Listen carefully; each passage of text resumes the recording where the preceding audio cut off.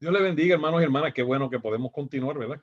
En nuestra preparación en el Instituto de Formación Cristiana Antioquía. Estamos trabajando con la clase AT 101 Pentateuco. Estamos en Éxodo y en la parte número 7, ¿verdad? Que vamos a estar cubriendo. Pero antes, lo que voy preparando la proyección, vamos a orar. Padre, te damos gracias, Señor, una vez más, porque tú eres bueno, fiel, verdadero, y tus misericordias permanecen por siempre. Te doy gracias porque podemos seguir escudriñando tu palabra y edificándonos en ella. Bendice a mis hermanos y hermanas que ven este video y edifícalo de forma especial. Glorifícate, Señor, y ayúdame también a mí a seguir aprendiendo de ti, acercándome más a ti. Te damos toda la gloria, Señor Jesús, en el nombre de Cristo, Padre. Amén y amén. Nos quedamos en la última lección. Terminamos de hablar del altar de incienso. Y hoy vamos a estar comenzando en el capítulo 30 de Éxodo. Capítulo 30, si usted tiene su Biblia, pues tenga su Biblia accesible, ¿verdad? Comenzamos con el capítulo 30, versos del 11 al 16, que nos habla del dinero de rescate, ¿verdad? Y vamos a estar leyéndolo de la Biblia y discutiendo a la misma vez y a ver hasta dónde podemos cubrir en esta lección. Ya nos queda esta lección y tal vez una más y terminamos con Éxodo. Génesis y Éxodo no son largos, pero ya usted va a ver que Levítico es un poco más corto y Números mucho más cortos. Y Deuteronomio, como es un resumen, eso no lo vamos a cubrir porque el Deuteronomio lo que se hace es como una recapitulación y se habla todo lo que se habló anteriormente, ¿verdad? Se vuelve a dar como un resumen que dio Moisés. Ok, vamos entonces a Éxodo 30 del 1 al 10. Y dice así: en el nombre del Padre, Hijo y Santo Espíritu, harás asimismo un altar para quemar el incienso. Perdón, este es el incienso, no. Vamos al 11, verso 11, perdónenme. Habló también Jehová a Moisés, diciendo: cuando tomes el número de los hijos de Israel, conforme a la cuenta de ellos, cada uno dará a Jehová el rescate de su persona. Cuando los cuentes, para que no haya en ellos mortandad, cuando los hayas contado. Esto dará todo aquel que sea contado medio siglo, conforme al ciclo del santuario. El siglo es de 20 jeras, la mitad de un siglo será la ofrenda a Jehová. Todo el que sea contado de 20 años arriba dará la ofrenda a Jehová. Ni el rico aumentará, ni el pobre disminuirá del medio siglo. Cuando dieren la ofrenda a Jehová para hacer expiación por vuestras personas, y tomarás de los hijos de Israel el dinero de la expiación, de las expiaciones, y lo darás para el servicio del tabernáculo de reunión, y será para memorial a los hijos de Israel delante de Jehová, para hacer expiación por vuestras personas, ¿verdad? Gloria al Señor Jesús. Vamos entonces a, a hablar de esto un poquito. El rescate, el pago por el rescate, lo que nos está hablando desde el punto de vista espiritual, es que la salvación, aunque para nosotros es gratis, a Jesús le costó. Para nosotros es gratis, pero Jesús tuvo que pagar por nosotros. O sea que no es gratis en realidad. A Jesús le costó precio de sangre, ¿verdad? Quiere decir entonces que por eso, esto es lo que venía hablando aquí el Señor, que había un precio para rescatar nuestras vidas, para rescatar nuestras almas, y que ese precio, pues aquí en forma simbólica era medio, media, la mitad de un siglo era la ofrenda. La mitad de un siglo era la ofrenda. Era simbólicamente lo que estaba representando, lo que le iba a costar a Jesucristo la salvación de nuestras almas, ¿verdad? Gloria al Señor Jesús. Es interesante ver que en el relato nos dice, y voy a ir al verso 15, dice, no, el verso 14 dice: todo el que sea contado de 20 años arriba, o sea, solo contaban de 60 para arriba, los que ya le consideraban como adultos, 20 años arriba, hombres ya, dará la ofrenda a Jehová. Ni el rico aumentará, ni el pobre disminuirá del medio siglo, cuando dieren la ofrenda a Jehová para hacer expiación por vuestras personas. O sea que nos está hablando aquí ya que la salvación es para todos, cuesta lo mismo. O sea, El rico no porque dé dinero va a ser más salvo que el pobre, sino que ya Jesús pagó la misma cantidad, tanto por el rico como por el pobre. O sea que no va a haber diferencia entre el pobre y el rico. O sea, Jesús no hizo acepción de personas. Jesús nos salvó a todos, ¿verdad? Los que los recibieron, a los que creen en su nombre, les dio potestad de ser hechos hijos de Dios. O sea, la salvación para todos.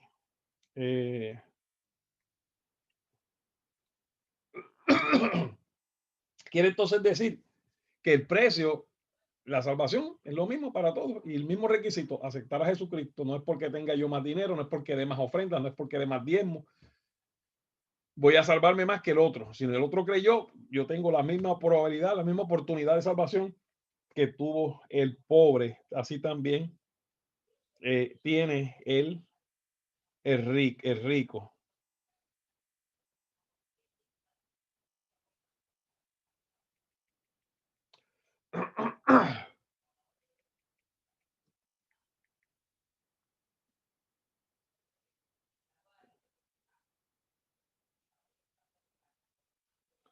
Ok, mire,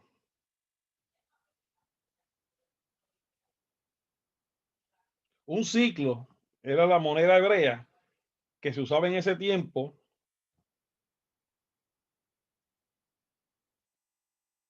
Estoy viendo aquí. Un ciclo era, se piensa, ¿verdad? Se piensa. Mire lo que dice aquí. Estoy buscando información sobre el ciclo, ¿verdad? Para que sepamos lo que costaba eso y era la cantidad que tenía que poner cada cual persona por sí, por su propia. Dice, el ciclo es una antigua unidad monetaria y de peso utilizada en el Oriente Próximo y en Mesopotamia. El uso de la palabra data del 2150 antes de Cristo, durante el periodo acadio. Realmente se entiende por un siglo una unidad hebrea que tenía diversos valores, dependiendo de la fecha y la región. Se citan, se citan masas de entre 9 y 17 gramos. Son comunes valores de 11, 14 y 17 gramos. Puede ser, o sea, que era un pedazo de metal con ese peso de 9, 17 y 14 gramos. Puede ser pues la moneda puede ser en oro o en plata de ese peso, ¿verdad? Que pesara eso, son un siglo. El peso de una moneda de plata o de oro, como en ese tiempo no había tanta precisión, por eso muchas veces se hacían manualmente estas monedas, no había unas máquinas, pues una podía pesar un poco más que otra, ¿verdad? O sea que de 11 a 17 gramos, pero era de oro o plata. Y entonces, medio ciclo, la mitad de una moneda esta, es lo que se estaba asignando por pago para el rescate, ¿verdad? Que vuelvo y repito, representa el rescate que Cristo le costó nuestra salvación, ese rescate, ¿verdad? Y aquí era el rescate por cada persona. Estoy hablando, ya Dios estaba hablando de lo que venía más tarde, ¿verdad? Eh, dice aquí que se piensa, no es mucho, muy seguro, se piensa que el siglo o exequia, perdón, se piensa que las 30 monedas de plata asignadas a Judas Iscariote a cambio de la entrega de Jesús, de no sé, pudieron ser de ciclos, o sea que esas monedas eran usando, esas monedas pesaban cada una 11 o 7 gramos, o sea que 30 ciclos, se piensa que eso pudo haber sido lo que se le asignó a Judas, ¿verdad? No hay evidencia, pero eso se piensa. Pero tienen una idea, ¿verdad? Que sería un siglo, sería una moneda de entre 11 y 17 gramos de oro o de plata. Esa era la asignación para el rescate de cada persona. Ahora, a Cristo le costó su vida, precio de sangre. Él pagó un precio preciado, mucho más fuerte que el oro y la plata, ¿verdad? Y eso es lo que está representando ahí el dinero de rescate en este pasaje de Éxodo. Ahora vamos al próximo tema que cubrimos aquí, que es la fuente de bronce. La fuente de bronce se encuentra el relato en Éxodo 30, 17 al 21, y dice de esta forma, y vamos entonces a leerlo primero y después lo discutimos. Habló más Jehová a Moisés, diciendo, harás también una fuente de bronce con su base de bronce para lavar, y la colocarás entre el tabernáculo de reunión y el altar, y pondrás en ella agua, y de ella se lavará Aarón y sus hijos las manos y los pies cuando entren en el tabernáculo de reunión. Cuando entren en el tabernáculo de reunión se lavarán con agua para que no mueran. Miren si era esto importante, ¿verdad? Y cuando se acerquen al altar para ministrar, para quemar la ofrenda encendida para Jehová, se lavarán las manos y los pies para que no mueran, y lo tendrán por estatuto perpetuo él y su descendencia por las generaciones. O sea que esto era para los sacerdotes, ¿verdad? Pero como en el nuevo pacto nosotros somos sacerdotes también, y ahora el sumo sacerdote Jesucristo, pues nos trae una enseñanza de cómo nosotros tenemos que prepararnos para entrar en el lugar santo, en el santuario, ¿verdad? Fíjense, esto trae una enseñanza terrible que la estamos muchas veces obviando, la estamos ignorando, ¿verdad? Mire lo que dice el librito, ¿verdad? De la señora Elsie Blackner, y después vamos a hablar un poco más, pero vamos a ver lo que dice ella primero, y que está en usted tiene ya este libro, ¿verdad? En la página 21, donde dice el lavacro, está refiriéndose a la fuente de bronce. El lavacro y la fuente de bronce es lo mismo. Dice, el lavacro fue hecho de bronce y fue colocado entre el altar de bronce y el lugar santo. Estoy leyendo, ¿verdad? Del librito El Tabernáculo. No sabemos la forma ni el tamaño del lavacro. Fíjate, en este caso no se dieron dimensiones. En los demás muebles sí se dieron dimensiones. En este caso no se dio dimensiones. Y esto tiene un sentido también, ¿verdad? Y ya mismo vamos a discutirlo.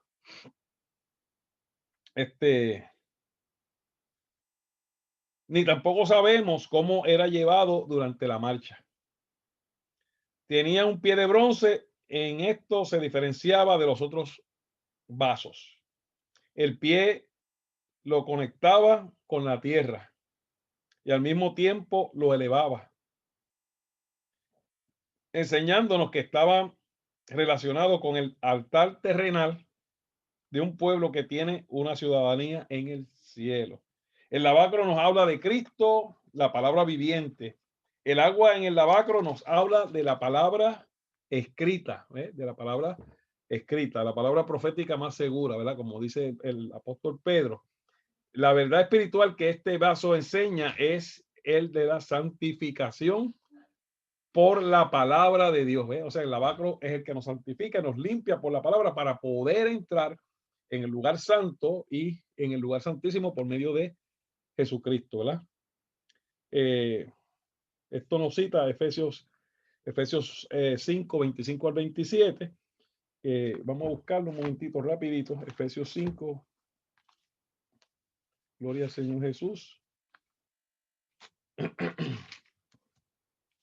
O sea que el lavacro vemos que está entre medio del altar del sacrificio, del altar de bronce, donde se sacrifica el animal para nosotros, para quitar el pecado, para pasar el pecado al animal, ¿verdad? Y entonces, pero después de ahí requiere una lavarnos, limpiarnos. O sea, ya el Señor quitó nuestro pecado en el altar de bronce, pero ahora tenemos que lavarnos antes de entrar. Tiene un símbolo, tiene un simbolismo, ¿verdad? Tenemos que lavarnos las manos y los pies. Ya mismo vamos a hablar de lo que significa eso. ¿Por qué las manos y los pies? Pero vamos a buscar esto que estamos buscando en Efesios rapidito. Efesios 5. Gloria al Señor Jesús. Efesios 5, versos 25. Gloria a Dios. O sea que usted entra, para entrar a la presencia de Dios, esto no está hablando del tabernáculo, primero es el sacrificio, que es el sacrificio que Cristo, nosotros aceptar ese sacrificio que ya Jesús lo hizo, y entonces después viene un próximo paso, que es el lavacro. Antes de entrar al lugar santo, hay que lavarnos por la palabra, lavarnos las manos y los pies, y esto tiene un significado que ya mismo lo voy a traer, pero quiero primero leer ese pasaje esos versos que nos están aquí indicando en el libro, Efesios capítulo 5 y verso 27. Sí, 25 al 27.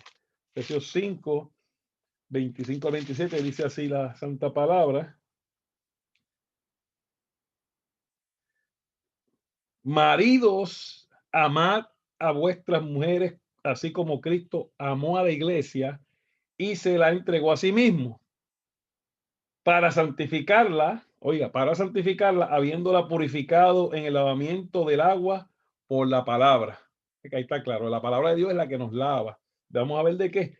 A fin de perfeccionarla a sí mismo, una iglesia gloriosa que no tuviese mancha ni arruga ni cosa semejante, sino que fuese santa y sin mancha. ¿Ves? O sea que la palabra es la que nos va a lavar para que podamos adquirir esa condición y poder entonces entrar al lugar santo. Ahora, ¿por qué las manos y los pies? Las manos representan nuestros actos, lo que hacemos. Con las manos es que hacemos las cosas. Ahí está hablando de nuestra actividad. Las manos representan nuestros actos, cómo hacemos esto, cómo hacemos lo otro. Bueno, no necesariamente con las manos, pero representan lo que hacemos, lo que nosotros hacemos, cómo nos comportamos, cómo tratamos al prójimo, lo amamos, lo despreciamos. Esa parte de la palabra nos va a lavar para que actuemos bien. Y los pies representan nuestro caminar. Estamos caminando con los pies limpios, estamos caminando detrás de las pisadas de Jesús. Esas son las dos áreas que la palabra escrita va a usar para limpiarnos en el diario vivir. Es bueno que entendamos esto. Esto es lo importante, hermano y hermana, que estás preparándote para servir. Esto es lo importante y que nos hemos desenfocado. Lo importante es cómo nosotros estamos caminando detrás de las pisadas del Maestro Jesús. No podemos dejarnos llevar por la vanagloria, por las modas nuevas, por las nuevas tendencias. No, no, esto está claro y no hay que buscarle cuatro patas. Hay gente que ha puesto a escribir libros para cómo se hace esto, el 1, 2, 3 de hacer lo otro. Cuidado, porque esos son atajos. Y en Dios no hay atajos. Tenemos que caminar el camino que Cristo caminó. Que van a haber aflicciones, que van a haber pruebas, pero es el camino verdadero. Gloria al Señor. O sea que vemos qué bonita enseñanza tiene lo del lavacro, ¿verdad? Y es que representa cómo la palabra del Señor nos limpia nuestra forma de actuar, que es las manos, y nuestro caminar, que son los pies, para poder entrar al lugar, al santuario, la comunión con Cristo, con el Espíritu Santo y eventualmente al lugar santísimo, a la presencia del Padre Celestial. Ok. O sea que vemos la función del lavacro y su significado. Gloria al Señor Jesús. Dice el librito de la señora, llegamos al lavacro después de pasar por el altar, ¿ves? El altar es para los pecadores, el lavacro es para los sacerdotes. Si vamos a acercarnos a Cristo, tenemos que pasar por el lavacro. Y tiene que ver con su separación para entrar en el santuario con el fin de adorar. Esto espiritualmente todavía es lo mismo. Óigame, espiritualmente esto no ha cambiado.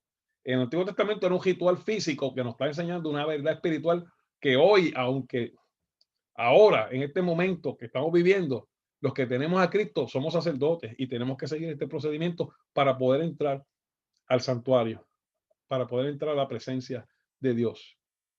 Aunque ya Cristo murió por nosotros, claro que sí, pero no pecamos diariamente, no nos equivocamos diariamente, por eso hay que lavarnos las manos y los pies, cambiar nuestra actitud, nuestra forma de caminar, para que podamos entrar a ese santuario y así mismo enseñar a los hermanos y no entretenerlo, ¿verdad? Porque hoy en día, pues lamentablemente hay mucho entretenimiento, ¿verdad? En los medios cristianos. El lavacro nos habla de la gracia de Dios mediante en la preparación de sus hijos para la vida celestial. No tenía dimensiones, enseñándonos que la gracia de Dios es sin medida. Mire, interesante. Por eso es que el lavacro es la gracia que nos limpia. Nos habla de que no tenía dimensiones, dice la interpretación que le da la señora Elsie, ¿verdad?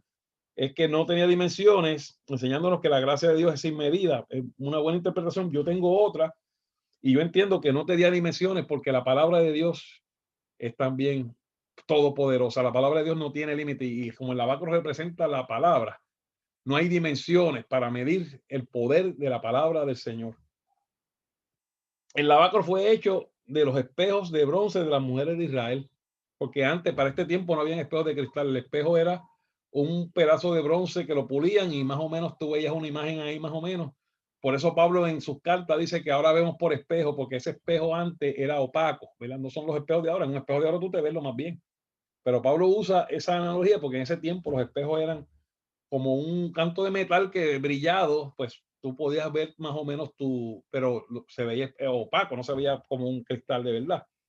No solamente este hecho es un ejemplo del espíritu de sacrificio, sino que también un significado espiritual. El espejo refleja a la persona misma, muestra sus bellezas o deformidades. Así la palabra de Dios como espejo refleja las bellezas o deformidades espirituales del creyente. Ella revela y juzga. En Santiago 1, 2 y 24, 1, 23 y 24, y en 1 Corintios 11, 30. Como el lavacro estaba lleno de agua para limpiar, así también la palabra de Dios no solamente revela las manchas, sino que también a Cristo como aquel que tiene poder para limpiarnos, ¿verdad? Ok. Después ustedes pueden seguir leyendo. Y tiene otras enseñanzas más sobre el lavacro, pero yo creo que con estas hablamos de las más importantes, ¿verdad? De esa consagración necesaria para poder entrar al santuario de Dios. Vamos a hablar ahora del aceite de la unción y del incienso. El aceite de la unción y del incienso. Gloria al Señor Jesús. Y eso se encuentra ahí mismo en Éxodo, en el capítulo 30, verso 22. Dice de esta forma, leemos y después lo discutimos, ¿verdad? Vamos a ver si él sí tiene algo que tiene que decir de este aceite, pero vamos entonces a leerla acá.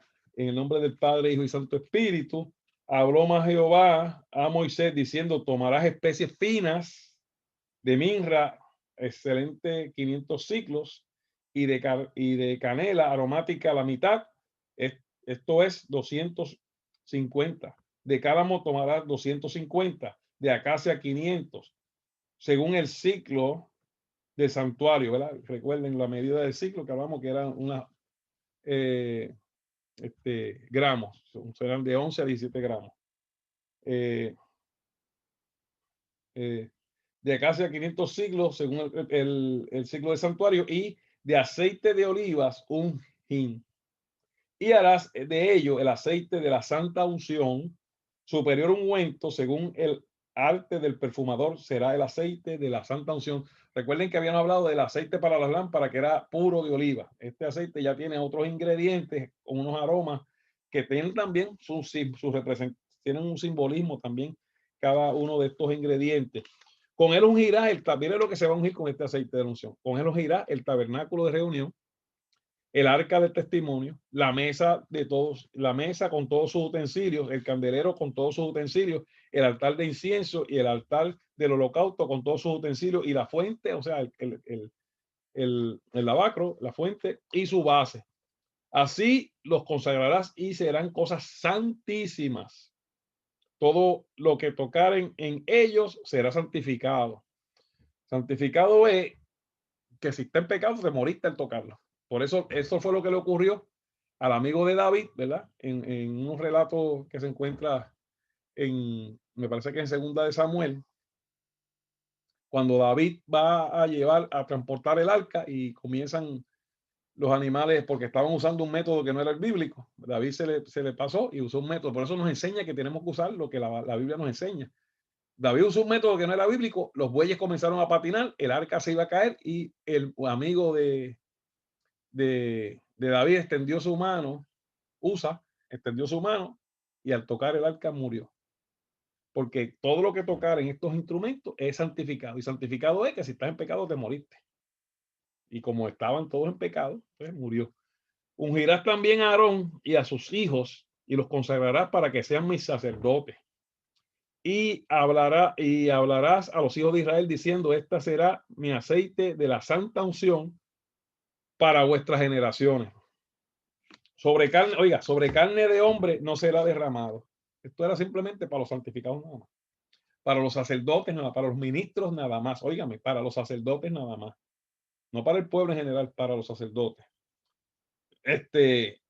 Por eso no, sobre carne de hombre no será derramado, ni haréis otro semejante conforme a su composición, santo es, y por santo lo tendréis vosotros.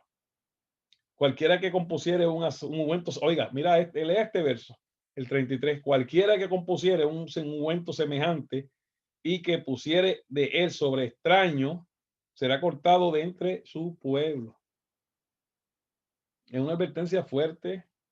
Y yo sé de gente que ha hecho el aceite y se lo ha untado a las otras gente. Gente que ha buscado los ingredientes que están aquí, han comprado esto, han hecho el aceite. Sin embargo, parece que no leyeron el pasaje completo, ¿verdad? Dijo además Jehová a Moisés, toma especias aromáticas, estacte y una uña aromática y gálbano aromático e incienso puro, de todo en igual peso. Y harás de ello el incienso, un perfume según el arte del perfumador, bien mezclado, puro y santo. Y molerás parte del polvo en polvo fino y lo pondrás delante del testimonio en el tabernáculo de reunión, donde yo me mostraré a ti. O será cosa santísima. Este era el incienso que representa la adoración. El aceite de la unción representaba el poder del Espíritu Santo para ejecutar el ministerio de estas personas que iban a ser ungidas. Era para ejecutar, óigame, el ministerio. No era para yo por ahí ponerme a echarme la de que soy ungido, ni que hablo en lengua, ni que tengo poder. No, no, no. Era para servir. Y era para solo ese grupo que Dios lo llamaba a ese servicio. No era para más nadie, ¿verdad? Entonces, lo mismo el aceite, el incienso representa la adoración y es una adoración también que tiene que venir de la dirección de Dios. No puede ser fuego extraño, porque el fuego extraño que lo vamos a estudiar ahora cuando entremos en Levítico, lo que le pasó a los hijos de Aarón, que ofrecieron fuego extraño, fuego que Dios no le había llamado a hacer, ¿verdad? Porque no siguieron las instrucciones y se salieron de su posición ministerial. Ellos se supone que estuvieran bajo la supervisión de su papá y se fueron por encima y quisieron hacer lo que hacía Aarón y lo que hacía Moisés. Y después vamos a discutir ese tema que es bien interesante. Y molerás parte de él en el polvo fino y lo pondrás delante del testimonio en el tabernáculo de reunión donde yo me mostraré a ti. O será cosa santísima, como este incienso no que harás, no os haréis otro según su composición. También era algo exclusivo para la adoración a Dios, no para otras cosas. Cualquiera que hiciere otro como este para olerlo, será cortado de entre su pueblo. Cualquiera que tratara de imitar esto por su propia voluntad, iba a tener unas consecuencias de parte del Señor. Gloria a Dios. Ok, eso es lo que tiene que ver con el aceite de la unción y con el incienso aromático que era preparado para ministrar ante el Señor. Okay, vamos entonces a seguir con el tema que continúa, que es el llamamiento de Besalí y de Aholiab, que está en Éxodo 31 del 1 al 11. Gloria al Señor Jesús. Ok, vamos a continuar con este pasaje, Éxodo 31, versos del 1 al 11, llamamiento. Y este sencillo, ¿verdad? Fue esto aquí lo que nos habla de que Dios capacita a las personas para hacer su obra. Vamos a leerlo y después discutimos. Habló Jehová a Moisés diciendo, mira, yo he llamado por nombre a Besalí, hijo de Uri, hijo de Ur, de la tribu de Judá, y lo he llenado del Espíritu de Dios en sabiduría y en inteligencia, en ciencia y en todo arte, para inventar diseños para trabajar en oro, en plata y en bronce, y en artificio de piedras para engastarlas, y en artificio de madera para trabajar en toda clase de labor. Y he aquí que yo he puesto con él a Oliab, hijo de Asamai, de la tribu de Dan, y he puesto sabiduría en él, ánimo de todo sabio de corazón, para que hagan todo lo que te he mandado. O sea que Dios le dio las instrucciones a Moisés de lo que quería hacer, no solo del tabernáculo, de los muebles y de todos los detalles, pero no dejó a Moisés solo, sino que le dio unas personas que él capacitó y le dio sabiduría, los dotó para que hicieran esa encomienda, ¿verdad? O sea que quiere decir que Dios, cuando nos da una encomienda, ¿verdad? Él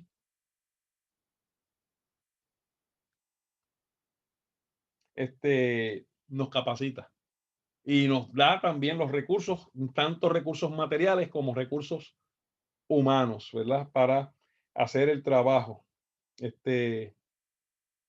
O sea que estos eran los que iban a preparar todos estos muebles con los detalles y ya Dios le había dado una capacidad, una habilidad no solo intelectual, sino también manual de cómo ellos con sus manos hacer todas estas piezas y estos muebles y este edificio que Dios estaba preparando para lugar de encuentro con su pueblo, ¿verdad? Gloria al Señor Jesús. Es interesante. Y esto nos habla de que cuando Dios nos llama al ministerio, Él nos va a dar la capacidad, nos va a dar primero el diseño, que fue lo primero que dio a Moisés, el diseño de ese ministerio, ¿verdad? De las partes importantes del ministerio, para qué lo estamos haciendo, qué servicio vamos a dar, porque oiga, el ministerio es para servir. La palabra ministerio significa servicio. No es para yo hacerme grande, no es para yo enriquecerme, no es para yo hacerme famoso, no, no, no, no, no. Que no me conozca nadie en el mundo, pero que me conozca el Señor. Porque muchos de los que conoce todo el mundo tal vez no lleguen allá arriba, tal vez no lleguen porque lamentablemente la vanagloria está arropando mucha gente y ya no hay humildad, hay arrogancia y hay prepotencia y hay ministros que lamentablemente no siguen las pisadas de Cristo, que fue manso y humilde de corazón, y a eso Él nos llama, ¿verdad? A que seamos mansos y humildes de corazón. O sea que Dios nos va a dar no solo el diseño, sino que nos va a dar los recursos humanos, los recursos materiales para nosotros hacer ese trabajo. Allí nosotros donde estamos trabajando, en el templo que estamos construyendo, mire, ha sido así, bloque a bloque, varilla a varilla, poco a poco, según Dios nos lo está dando, lo vamos poniendo, depositando sin nosotros hacer mucha fuerza, porque Dios sabe, estamos terminando una cosa y por ahí aparece la otra. Y aquí aparecen donaciones sin nosotros tener que hacer esfuerzos de pedir ni nada, sino que Dios lo está poniendo en su sitio. Y además Dios nos da la sabiduría para hacer el trabajo, para poder hacer todo lo que Él quiere que hagamos. Gloria al Señor Jesús. O sea que esos llamamientos de Salí y de Aholiab eran recursos humanos capacitados por Dios para ayudar a Moisés a levantar esa encomienda que Dios le dio de levantar ese lugar, ese santuario para la adoración del Rey de Reyes y Señor de Señores, nuestro Dios poderoso. Entonces, el último tema que vamos a cubrir hoy es el día de reposo como señal, que eso se encuentra en el capítulo 31, versos 12 al 17. Dice así: habló además Jehová a Moisés diciendo, tú harás a los hijos de Israel diciéndole, hablarás a los hijos de Israel diciendo, en verdad vosotros guardáis mis días de reposo, porque es señal entre mí y vosotros por vuestras generaciones, para que sepáis que yo soy Jehová, que os santifico. ¿Está hablando a quién? A los hijos de Israel. O sea que este mandamiento del Sabbat era para los hijos de Israel. ¿Sí o no?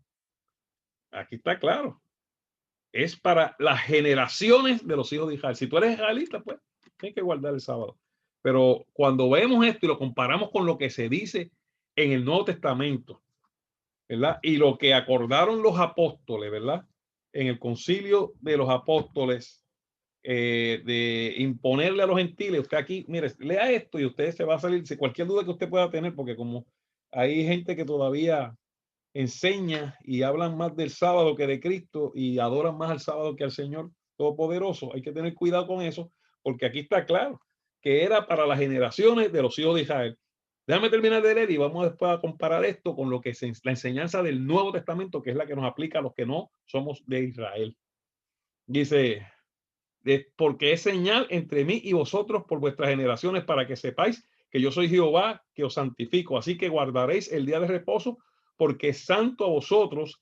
El que lo profane de cierto morirá, porque cualquiera que hiciere obra alguna en él, aquella persona será cortada de en medio de su pueblo. 6 días de trabajo se trabajará, más el día de séptimo es el día de reposo consagrado a Jehová. Cualquiera que trabaje en él, día de reposo, ciertamente morirá. Guardarán el día de reposo los hijos de Israel, celebrándolo por su generación. Los hijos de Israel, celebrándolo por generaciones, por pacto perpetuo. Señales para siempre entre mí y los hijos de Israel, una vez más. porque en 6 días hizo Jehová los cielos y la tierra, y el séptimo día cesó y reposó. Ahora, en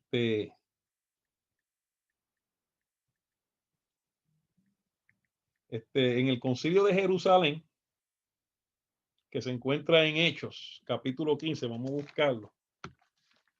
El concilio de Jerusalén, para que usted salga de esta duda y por si acaso vienen a hablarle de esto, pues usted puede llevarlo a esos versos. Mire, lo lleva, compare lo que dice Éxodo en el capítulo 31, versos 2 y 17, y compare lo que dice, aleluya, gloria al Señor Jesús, el libro de los Hechos en el capítulo 15 del libro de los Hechos, que nos habla la palabra del Señor en el concilio, lo que se acordó, ¿verdad?, por los apóstoles concerniente a lo que tenían que guardar los que no eran judíos, ¿verdad?, y que estaban llegando a Jesús. Mire, dice así.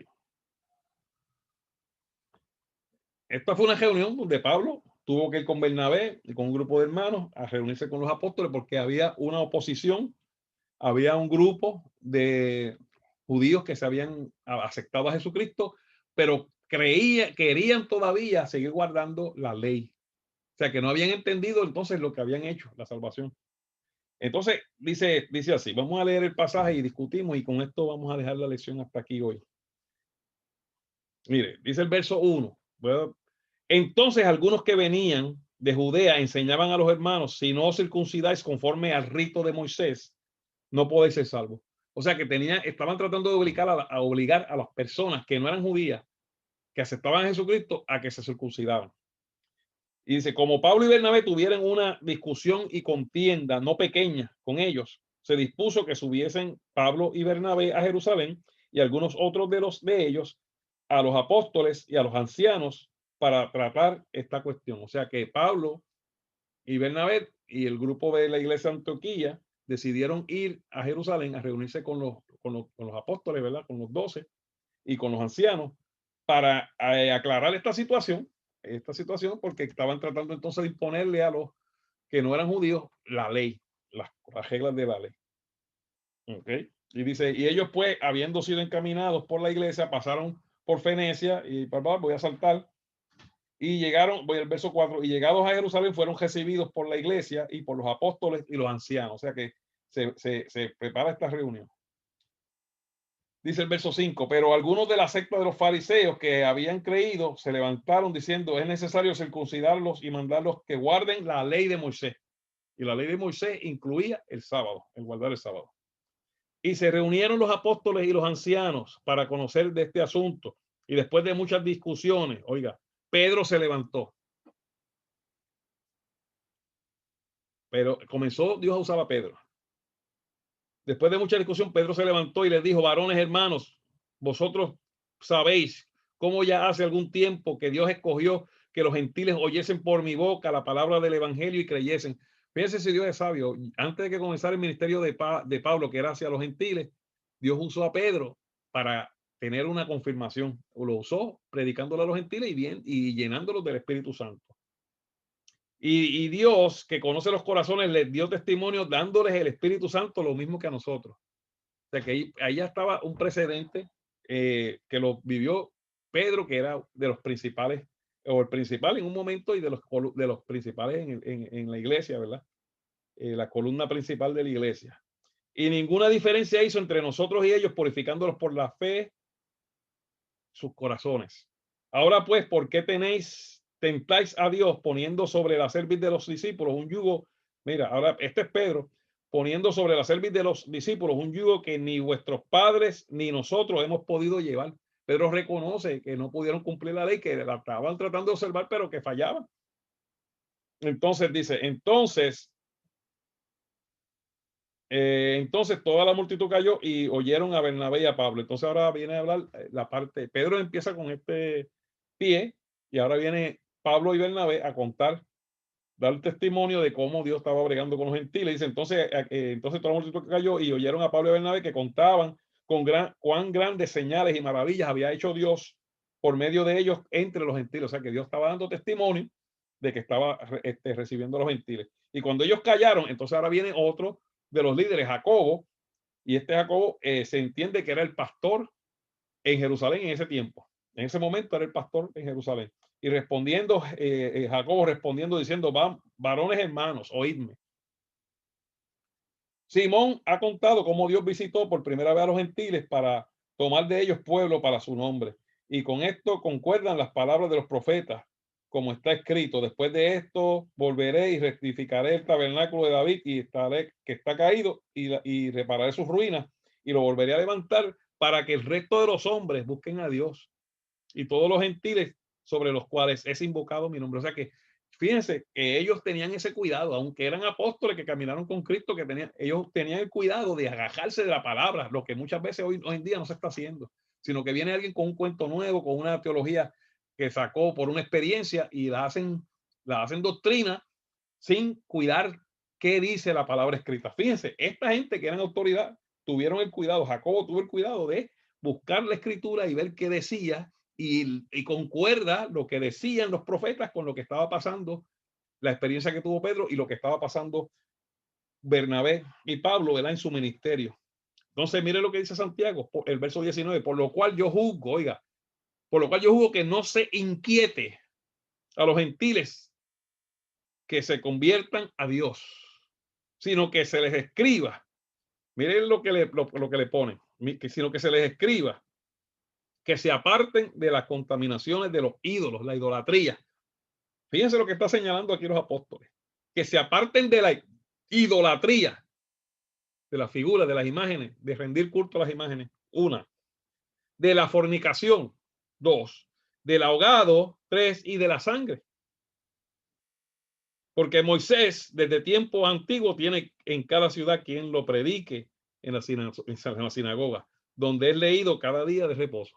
O sea, que no me mezcle la ley de Moisés con lo que viene ahora para los gentiles, porque los gentiles entran por la gracia y no entran por la ley, ¿verdad? Por la reparación del tabernáculo de David, para que el resto de los hombres busquen a Dios, ¿verdad? Y que todos los gentiles que invocan su nombre puedan recibir esa bendición. O sea, que vemos que limitan y no le ponen aquí ni que tienen que circuncidarse, ni que tienen que guardar el sábado, ni que tienen que seguir los rituales. Dice, entonces, mire, entonces pareció bien a los apóstoles y a los ancianos con toda la iglesia elegir entre ellos a varones y enviarlos a Antioquía con Pablo. O sea que la doctrina de la iglesia no incluye el sábado. Aquí está bien claro. Y está bien claro también en Éxodo 30, 31, 12, 11, que era un pacto entre Dios y los hijos de Israel. Así que esto está súper claro. Si usted tiene algún amigo, pues aquí, y ¿verdad?, que está todavía guardando el sábado, que está adorando un día, ¿verdad?, está idolatrando un día, pues con esto usted tal vez pueda ayudarlo a caer en tiempo para que entiendan que Cristo es la puerta, que solo Él es el que da salvación en este tiempo y no las obras que nosotros podamos hacer por guardar un día o por guardar unos mandamientos. Dios me los bendiga mucho. Con esto terminamos esta lección y le estaré enviando las próximas lecciones, ¿verdad? Como ya estamos casi terminando Pentateuco y pronto comenzamos con la otra clase, ¿verdad? Que ya yo le entregué el libro. Oramos, Dios Padre, en el nombre poderoso de Jesús, te damos gracias, Señor, por esta clase que ha concluido. Te pido que bendigas a mis hermanos y que, Señor, lo que hemos aquí discutido sí sea para edificación y bendición de nuestras vidas y que lo podamos aplicar en el servicio a nuestros hermanos y a todo aquel que así lo requiera. En el nombre de Jesús, Dios bendiga con toda bendición. Nos vemos en la próxima lección. Bye.